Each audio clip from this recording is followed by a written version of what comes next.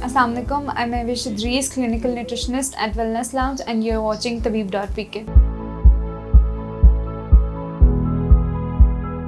आज हम जिस टॉपिक पे बात कर रहे हैं वो लॉस ऑफ एपेटाइट है, भूख का ना लगना। उसकी वजूहात क्या क्या हो सकती हैं। जब आपको भूख नहीं लग रही तो डेफिनेटली आप खाना नहीं खाएंगे और वेट लॉस की तरफ, फटीग की तरफ और डिफरेंट मल्टीपल इश्यूज़ की तरफ आप जा सकते हैं। अगर हम बात करें तो दो मेन फैक्टर्स होते हैं खाना ना खाने के और भूख ना लगने के। साइकोलॉजिकल फैक्टर भी हो सकता है और फिज़िकल फैक्टर भी हो सकता है। फ़िज़िकल फैक्टर की अगर हम बात करें तो उसमें आपके डिफरेंट फ़िज़िकल मेडिकल कंडीशन आ सकती हैं। आपको कोई भी बीमारी अगर हुई है, जैसे अगर आपको फ्लू है, बुखार है, कोल्ड है, आपको थायराइड का इशू है, हार्मोनल इम्बैलेंस है, गैस्ट्रिक इशू है, गैस्ट्रिक रिफ्लक्स है, एसिड बन रहा है, तो ये सारी कंडीशंस हो सकती हैं कि आपको भूख लगना बंद हो गई है।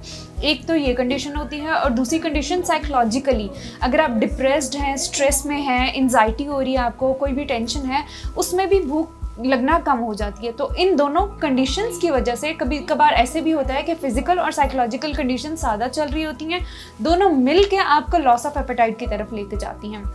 अगर साइकोलॉजिकल में हम बात करें तो ईटिंग डिसऑर्डर, जो कि बहुत ज़्यादा कॉमन है बच्चियों में, टीनेजर्स में, जो कि अभी अभी उनकी ग्रोथ स्टार्ट हुई है। एक तो हार्मोनल डिस्टर्बेंस की वजह से वो स्ट्रेस में जा रही होती हैं, एंजाइटी में जा रही होती हैं, और साथ में जब उनकी बॉडी शेप चेंज हो रही होती है तो वो खाना पीना छोड़ देती है। उनको लगता है कि उनका वेट गेन हो रहा है, तो उनको सबसे ज़्यादा लगता है कि हम खाना पीना छोड़ देंगे तो हमारा वेट नॉर्मल होना शुरू हो जाएगा।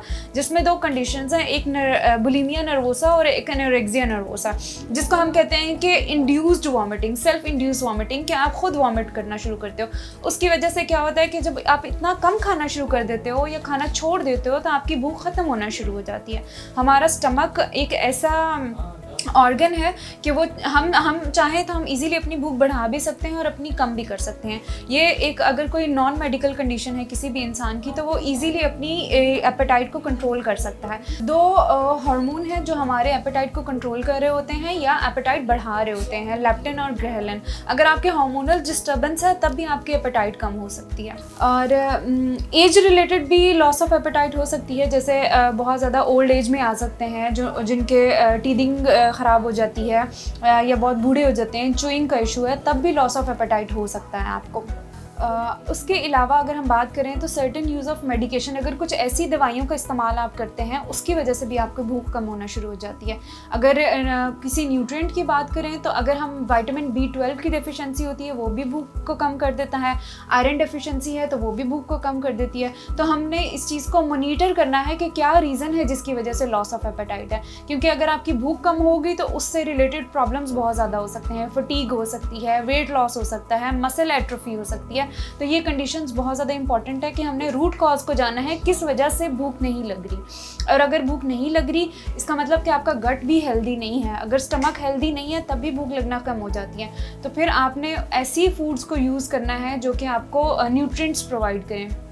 अगर फूड से आपका पूरा नहीं हो रहा तो आप मल्टीविटामिन कोई सप्लीमेंट ले सकते हैं, कोई सिरप ले सकते हैं, और कोशिश करें कि स्मॉल फ्रीक्वेंट मील्स लें। एक टाइम पे जब हम खाना खाते हैं तो हमारा जल्दी पेट भर जाता है। कोशिश करें कि छोटे छोटे पोर्शंस लें और उसको डिवाइड कर लें पूरे दिन पे, और कोशिश करें लिक्विड्स का इस्तेमाल ना करें अपने मील के साथ, क्योंकि अगर आप लिक्विड ले लेते हैं तो आपका पेट उसी से भर जाता है और फिर आपका जो न्यूट्रिएंट डेफिशिएंसी हो जाती है क्योंकि आप खाना नहीं खा रहे।